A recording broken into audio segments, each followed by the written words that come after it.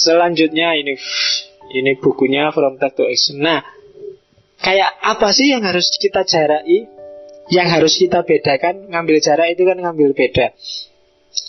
Yang pertama, distansiasi antara wacana dengan makna.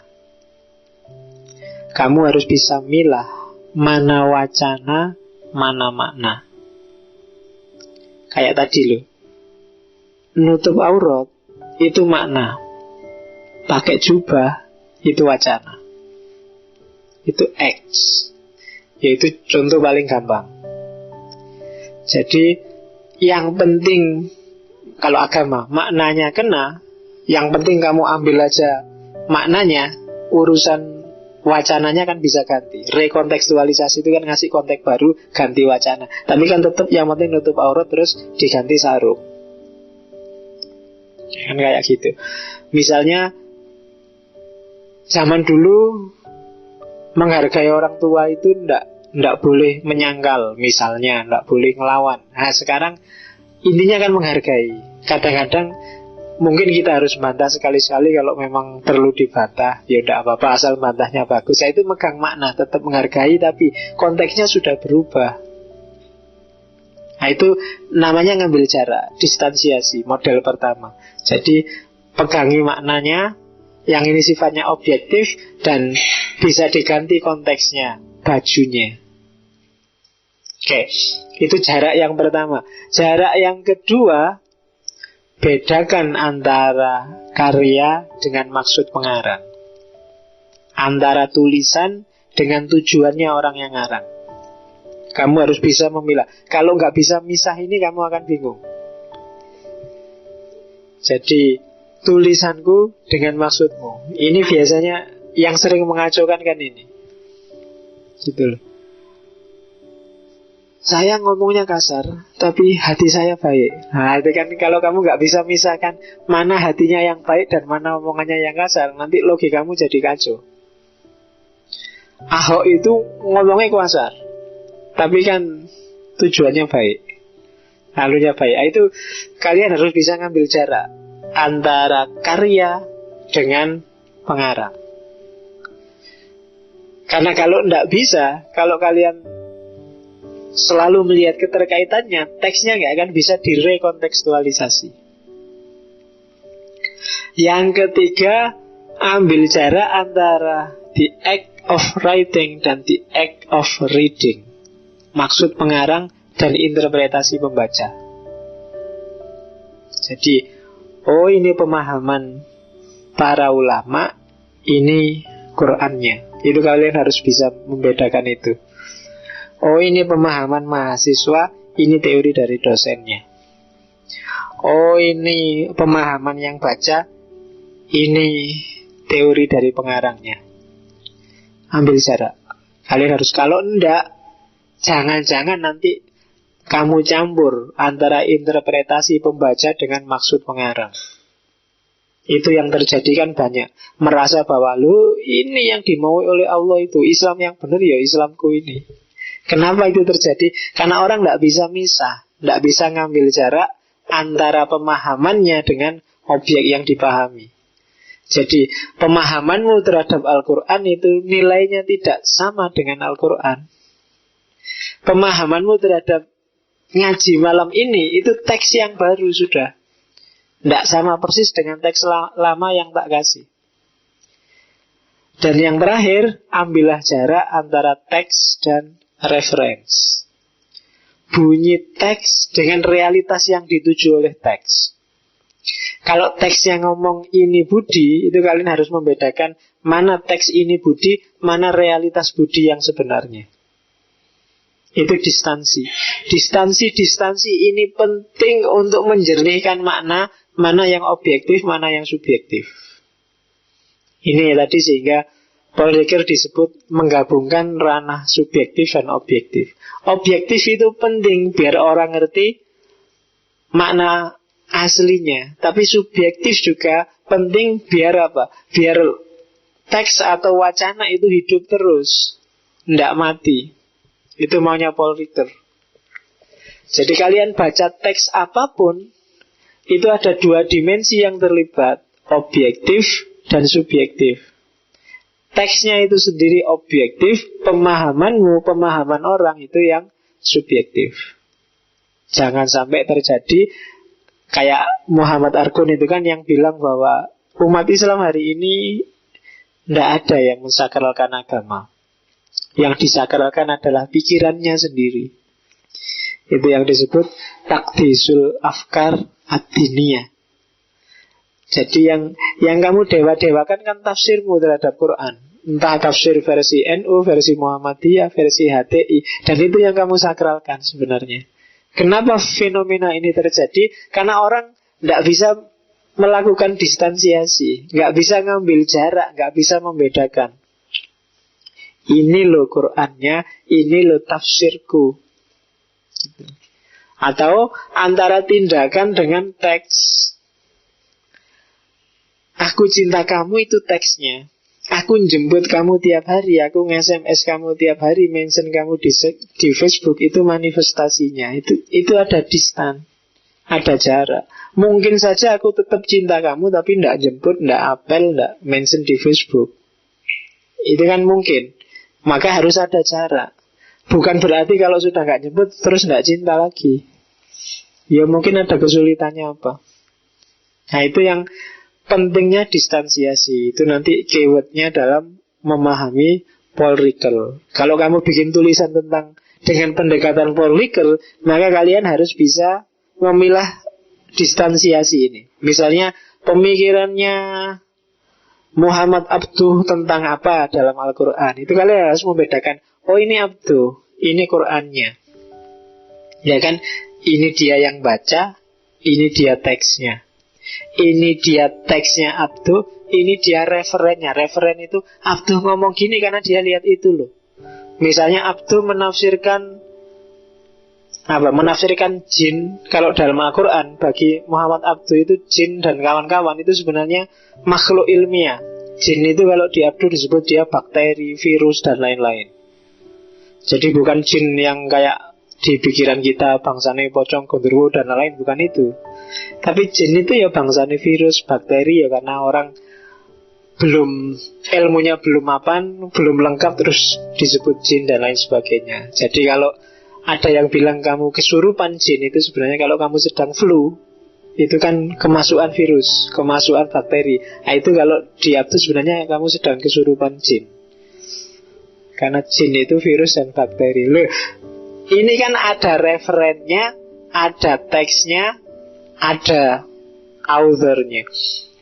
Teksnya Al-Quran tentang jin, ada tafsirnya dari Abduh, ada referennya. Ini kan karena zaman Abduh itu kan orang Islam sedang terpesona dengan sains barat, maka semua tafsir diarahkan agar saintifik, agar ilmiah. Arahnya ke sana. Nah itu referennya. Nah kalian harus bisa milah.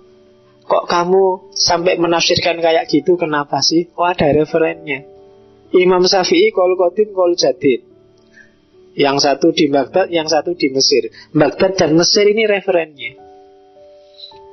Ya kalau ada orang ngomong, kamu kok bisa ngomong kayak gitu, lihat apa sih? Nah lihat apa itu referennya.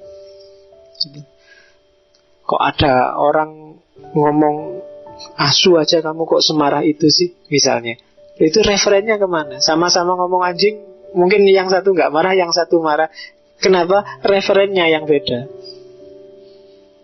Dulu orang ngomong sakitnya tuh di sini, itu biasa aja. Tapi sekarang ngomong sakitnya tuh di sini kan bayanganmu terus referennya ke lagu dangdut. Itu namanya referen. Nah, ini harus clear, harus diambil jarak, harus tegas. Kalau enggak, pemahamanmu akan campur baur, gak karu-karuan. Nah itu dimensi objektif dan subjektifnya pemahaman. Itu distansi. Oke. Nah, oleh karena itu, kalau di Paul Ricoeur, langkah-langkah untuk memahami teks sebaiknya dilakukan secara bertahap di 3 tahap.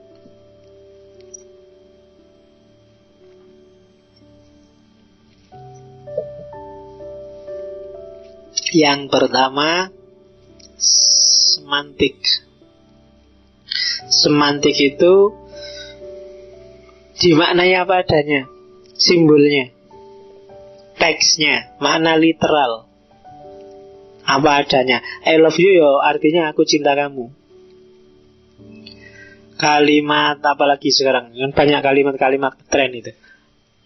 Ketika dimaknai letterlek apa adanya, itu namanya pemaknaan semantik dari sisi kebahasaan. Itu yang kalau di Ricoeur disebut memaknai dari simbol ke simbol.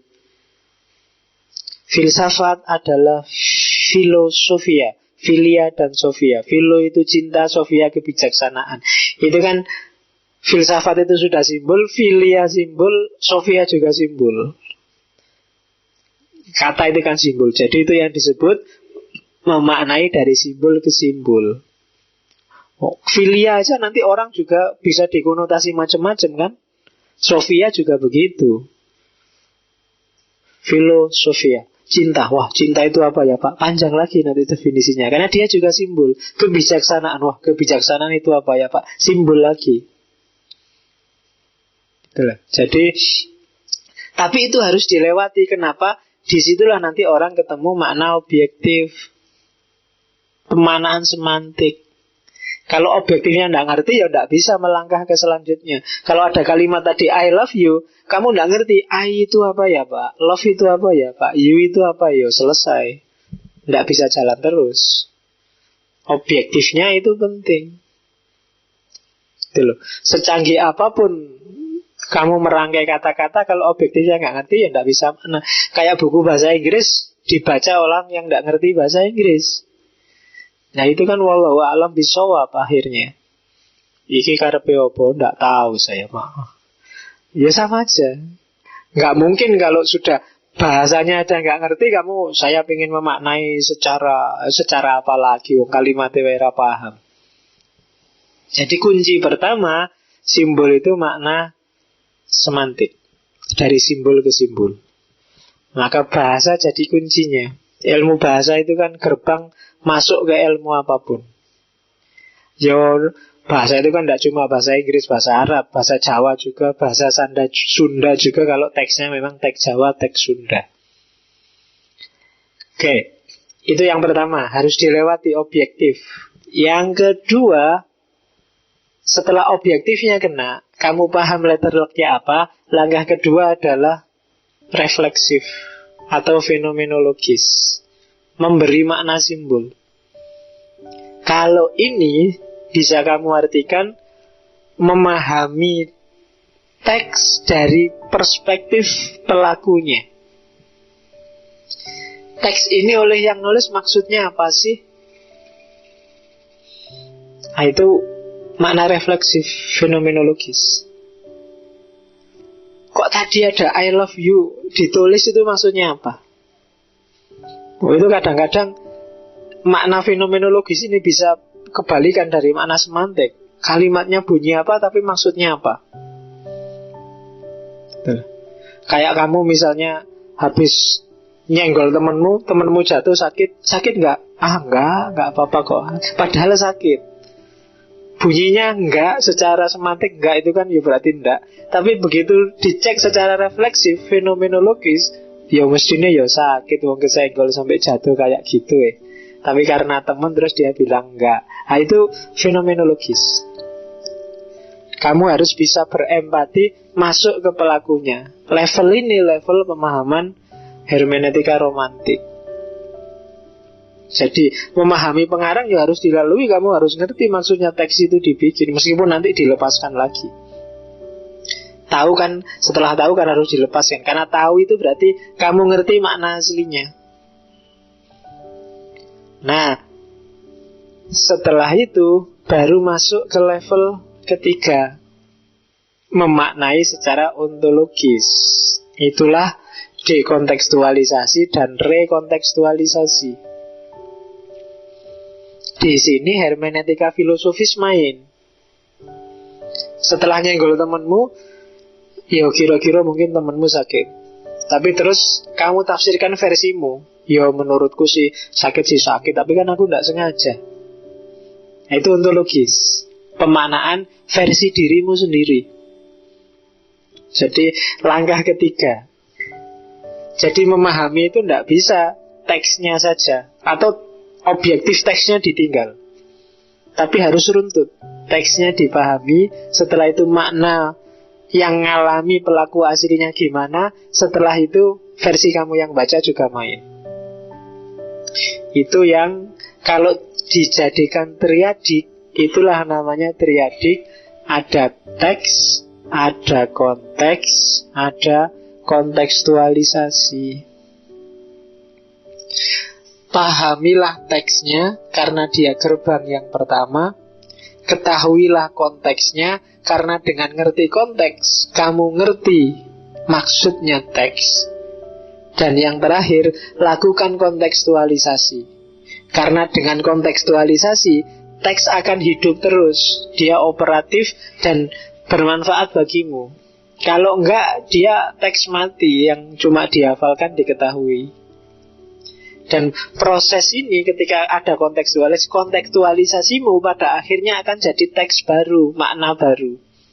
Dan kamu bisa memaknai baru kan karena konteks. Orang yang baca kamu itu harus ngerti konteksmu ketika melahirkan makna baru. Dan ketika dia membaca kamu akan melahirkan makna lagi karena dia juga melakukan kontekstualisasi. Itulah triadik yang muter terus. Teks, konteks, kontekstualisasi. Nah itu langkah memahami teks. Jadi tidak bisa objektif saja dan tidak bisa subjektif saja.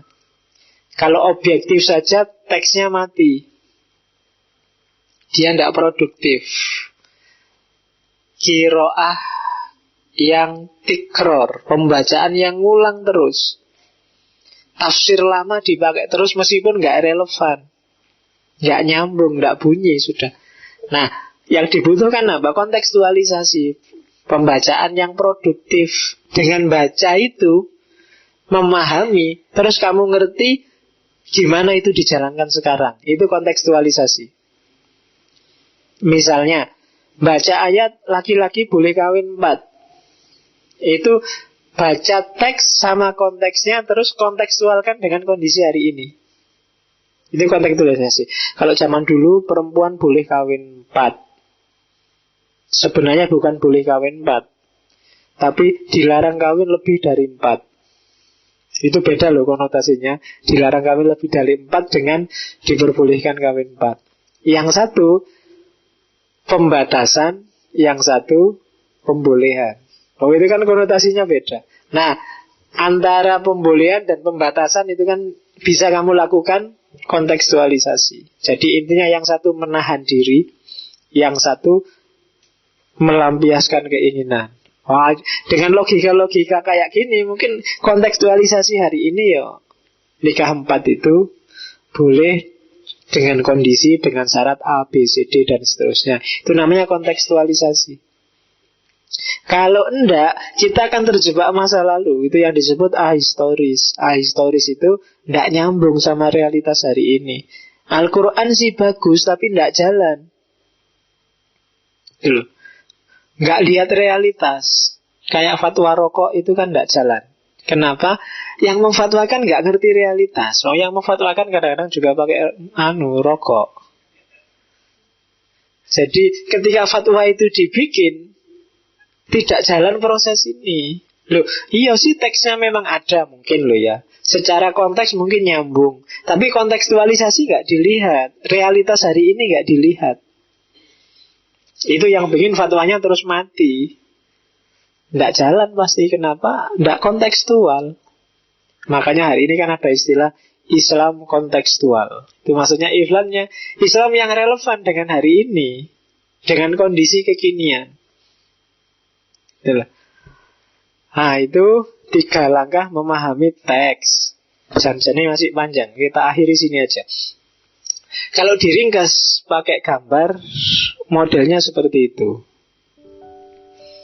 Hermeneutiknya Paul Ricoeur. Jadi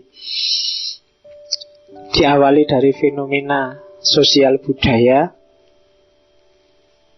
yang nanti melahirkan wacana, dan wacana itulah nanti yang jadi teks. Kalau itu teks, pasti kan ada dua pihak yang terlibat. Ada yang ngarang, ada yang nulis, ada yang baca. Yang nulis, begitu teksnya lahir, yang terjadi apa? Distansiasi. Teks lahir, ada jarak antara tulisan itu dengan dirinya, antara tulisan itu dengan konteksnya, antara tulisan itu dengan maksudnya. Maksudku kayak gini, tapi begitu lahir dalam bentuk teks, bentuk tulisan, itu sudah beda lagi. Karena ada distansiasi, maka lahirlah otonomi. Sementara dari sisi yang baca, terjadi apropriasi. Apropriasi itu setiap orang baca pasti menyesuaikan dengan perspektifnya, dengan kondisinya, dengan tujuannya. Itu namanya apropriasi. Ketika terjadi apropriasi, kan ada horizon baru yang lahir. Penyesuaian itu tadi. Jadi yang satu melahirkan horizon baru, yang satu melahirkan otonomi. Gabungan antara horizon yang baru dan otonomi teks, disitulah nanti lahir pemahaman. Nah, jadi gambaran umumnya kayak gitu. Langkahnya dari otonomi dan horizon baru sampai lahir pemahaman, ya langkahnya 3 tadi. Ada langkah dari simbol ke simbol, pemahaman semantik. Ada langkah memahami pelaku asli, pemahaman fenomenologis, refleksif. Dan yang ketiga ada pemahaman ontologis, memahami secara eksistensial. Dari situ lahir makna baru. Teks, konteks, kontekstualisasi yang dialektis terus-menerus. Dari situlah ilmu, pemahaman, dan manusia berkembang. Oke, sudah banyak. Semoga masih muat. Jadi masih ada beberapa, cuma ya sudahlah, tak antiin di sini, sudah jam 10. Masih panjang Paul Ricoeur sebenarnya, masih ada mitos, masih ada filsafat manusia, masih ada. Tapi di sesi lain kita akan ngomong itu. Yang jelas basisnya semua pikirannya Paul Ricoeur itu ya teori-teori yang tak sebut di awal tadi.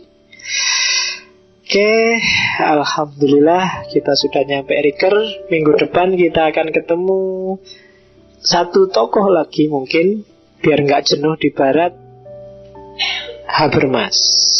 Oke, saya kira itu. Wallahul muwafiq, wallahu a'lam bishawab. Wassalamualaikum warahmatullahi wabarakatuh.